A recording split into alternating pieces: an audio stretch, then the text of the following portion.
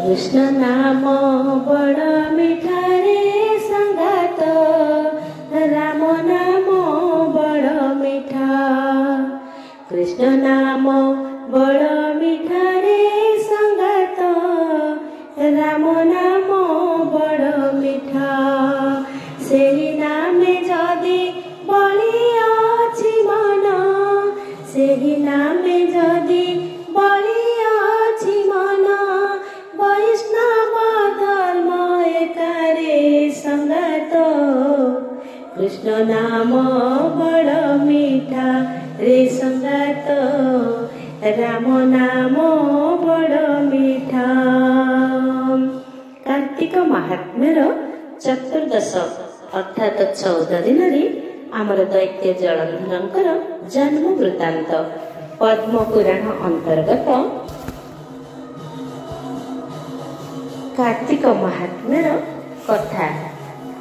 राजा पृथु को देवर्षि नारद तुलसी महिमा शुणी थांती। पृथु से दिव्य गुल्मर कथा कहू कहू कहीदेले जे एही वृक्ष जलंधर दैत्यर पत्नी वृंदावतीर आत्मार सृष्टि होइछि। पृथु राजा यह शुणी कृत्य कृत्य होई कहिले, हे मुनिवर, मते आपण सेही दैत्यराज जलंधर सती वृंदावतींकर गाथाटिके शुणी दियंतु। तहो देवर्षि नारद पृथु राजा को प्रथमे दैत्य जलंधर जन्म वृत्तांत कही शुणिले। थरे सूरपति इंद्र बहु धनरत्न नहीं सह देवगुरु बृहस्पति सहित भगवान शंकर दर्शन अभिलाष ने कैलास प्रवेश कले। देवराज अलकानंदा नदी पार्श्वर शिवपुरी कैलासर शांत कांत शोभाराशि देखी तन्मय प्रीत हो गले। से देखिले सहस्र सहस्र तपचारी भगवान शिवंकर चरण रे ध्यान लगे तपश्चरण रे रत अछंती। सेठारे समस्त हिंस्र जंतु हिंसा परिहार पूर्वक स्वच्छंदरे विचरण करुछंती। शिवपुरीर आश्चर्य को देखी इंद्र भाविले एही ईश्वर संपदर मूल सबू तुल पाई त्रिपुर रे कौनसी संपद नहीं। यह भावी भावी मघवा इंद्र जाई पहुँचले शिवपुरीर सिंहद्वार रे। महायोगी शंकर भगवान धनगर्भरे मत होई इंद्र आसिछंती जानी तांका गर्भ गंजन पाई जड़े छद्मवेशी वृद्ध रूपरे आसी द्वार दिशा बसीगले।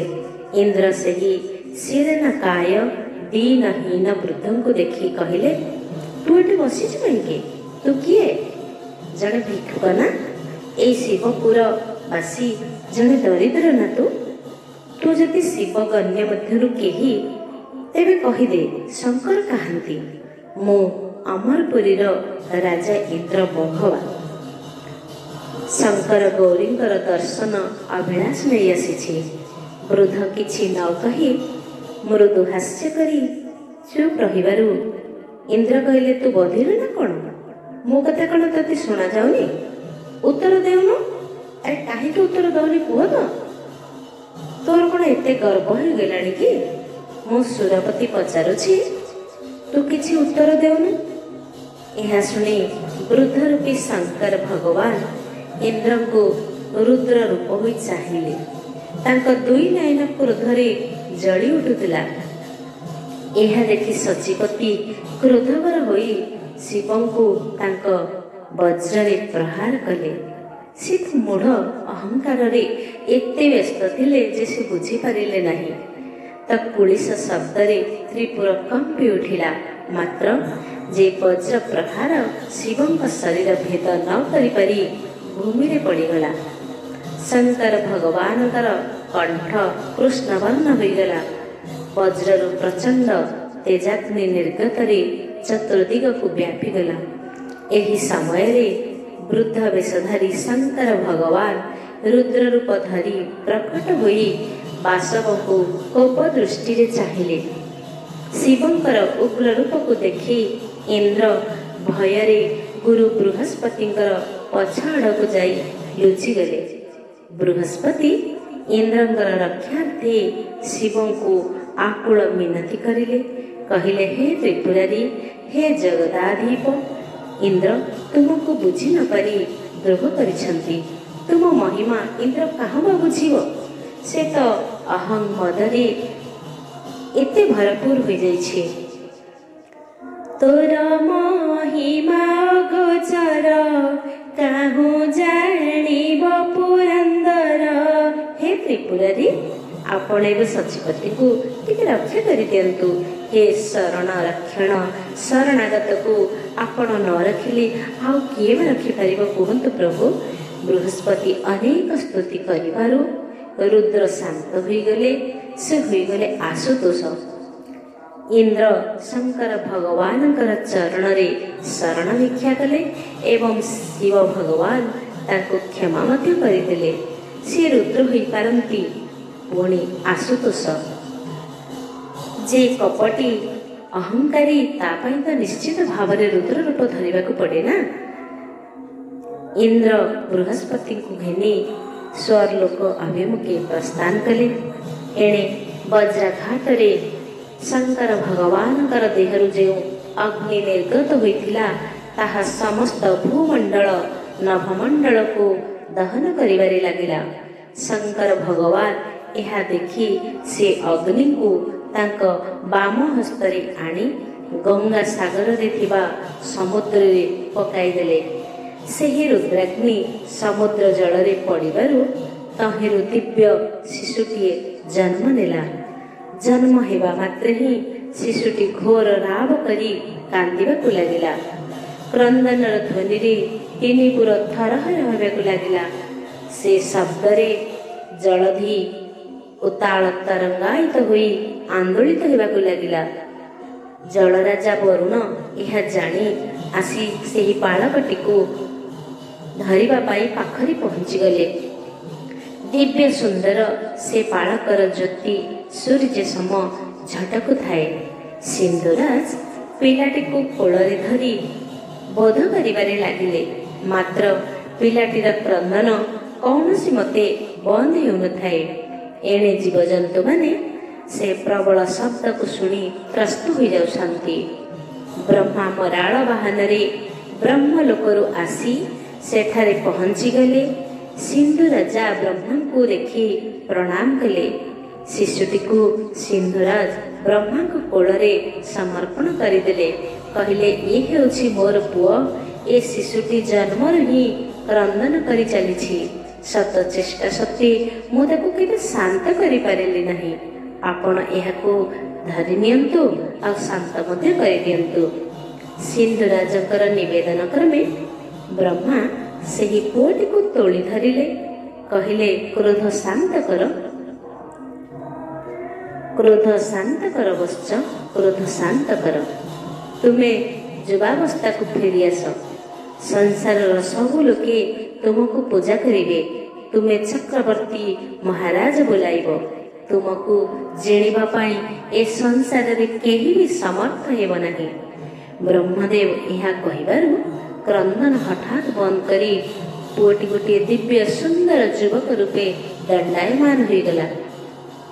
ଯୁବକଟିକୁ ବେଦପତି ବ୍ରହ୍ମାଙ୍କୁ ଆଭୂମ ପ୍ରଣାମ କରି କହିଲେ, ହେ ବ୍ରହ୍ମଦେବ, ଆପଣ ମୋତେ ରାଜା କଲେ। ଏକ ଉପଯୁକ୍ତ ମନ୍ତ୍ରୀ ବିନା ମୁଁ କିପରି ରାଜକାର୍ଯ୍ୟ କରିବି?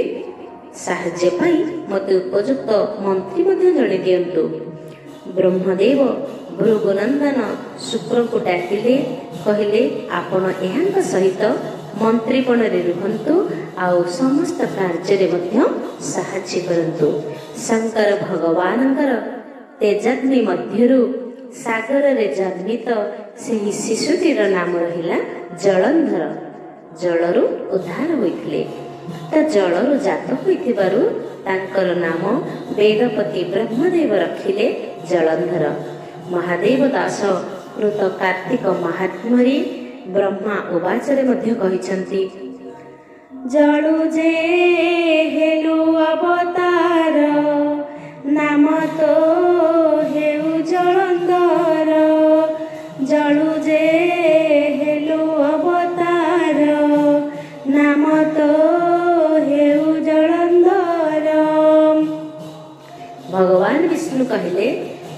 ବୃନ୍ଦାବତୀଙ୍କର ଆତ୍ମା ଅନ୍ତରିକ୍ଷରେ ଯାଇ 3 ଭାଗ ହୋଇଗଲା। ତାଙ୍କ ମନରେ ଯେତେକ ତମ ଥିଲା ସେ ଭାବ ଲକ୍ଷ୍ମୀଙ୍କ ଦେହରେ ମିଶିଗଲା। ତାଙ୍କ ରଜଗୁଣ ଶାରଦାଙ୍କର ଅଙ୍ଗରେ ଠାବ ନେଲା। ତାଙ୍କର ସାତ୍ଵିକ ଭାବ ଯେତେ ଥିଲା ତାହା ଗୌରୀଙ୍କର ଅଙ୍ଗରେ ମିଶିଗଲା। ଯେହେତୁ ବୃନ୍ଦାବତୀଙ୍କର ପୂର୍ବରୁ କିଛି ଦୋଷ ନାହିଁ, ତେଣୁ ମୁଁ ତାଙ୍କୁ ଅଙ୍ଗରେ ବହିଥିବି। ଏହି 3 ବୃକ୍ଷ ମୋର ଆତ୍ମା ସମାନ, ସେମାନେ ସର୍ବଲୋକରେ ପୂଜା ପାଇବେ।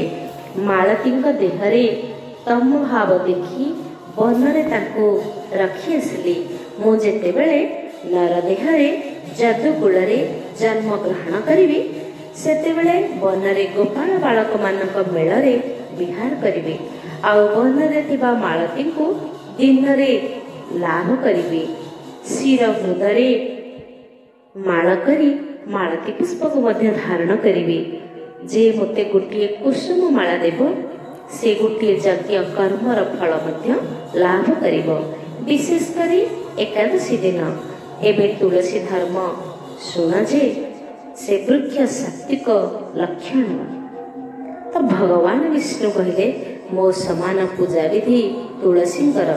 ଯେ ତ୍ରୈଲୋକ୍ୟରେ ପ୍ରସିଦ୍ଧ ହେବେ, ସେ ସକଳ ଲୋକରେ ପୂଜା ପାଇବେ। ବିଶେଷ କରି କାର୍ତ୍ତିକ ମାସରେ ଯେଉଁମାନେ ତୁଳସୀ ଆରାଧନା କରିବେ, ତାଙ୍କୁ ସୁକୃତ ଅବଶ୍ୟ ଫଳ ମିଳିବ। କାର୍ତ୍ତିକ ମହାତ୍ମ୍ୟରେ ମହାଦେବ ଦାସ ଲେଖିଛନ୍ତି ଯେ ଗୌରୀଙ୍କ ଅଂଶରେ ତୁଳସୀ ବୃକ୍ଷର ଉତ୍ପତ୍ତି। ସାତ୍ଵିକ ଗୁଣେ କରି ଧ୍ୟାନ, ରୂପ ହୋଇଲା କୃଷ୍ଣ ବର୍ଣ୍ଣ। ତାଦଳ ଦୁର୍ଲଭା ମଞ୍ଜରୀ, ସୁବାସେ ବିଷ୍ଣୁ ମନୋହରି। ଭଗବାନ ବିଷ୍ଣୁଙ୍କର ଅତି ପ୍ରିୟ ହେଲେ ତୁଳସୀ। ଏବେ ତୁଳସୀ ଧର୍ମ ଶୁଣ, ସେ ବୃକ୍ଷ ସାତ୍ଵିକ ଲକ୍ଷଣ। ଗୋପୀବ ପାଳିବ ଯତନେ, ପ୍ରତିଦିନ ହିଁ ଜଳଦାନେ। ହେମନ୍ତ ଭାବେ ପୂଜା କରି, ଚତୁର ବିଧ ପାପ ହରି। ରୋପିବ ପାଳିବ ଯତନେ, ପ୍ରତିଦିନ ହିଁ ଜଳଦାନେ। ହେମନ୍ତ ଭାବେ ପୂଜା କରି, ଚତୁର ବିଧ ପାପ ହରି। ଯେ ଜଳଦାନ ଦେବେ ନିତେ, ତୁଳସୀ ଦାନ ଫଳ ଯେତେ। ତେବେ ଶଙ୍କର ଭଗବାନଙ୍କର ଯେପରି ବିଲ୍ୱପତ୍ର ପ୍ରିୟ ହୋଇଥାଏ, ଠିକ୍ ସେହିପରି ତୁଳସୀ ମାଳତୀ ଏ ମଧ୍ୟ ବିଷ୍ଣୁ ଭଗବାନଙ୍କର ପ୍ରିୟ ହୋଇଥାଏ। ଅଁଳା ବ୍ରହ୍ମଦେବଙ୍କ ଶରୀରରୁ ସୃଷ୍ଟି ହୋଇଥାଏ। ତେଣୁ ଏହି କାର୍ତ୍ତିକ ମାସରେ ବୃକ୍ଷର ପୂଜା କରି ଅନନ୍ତ ପୁଣ୍ୟ ଫଳକୁ ଲାଭ କରିବା।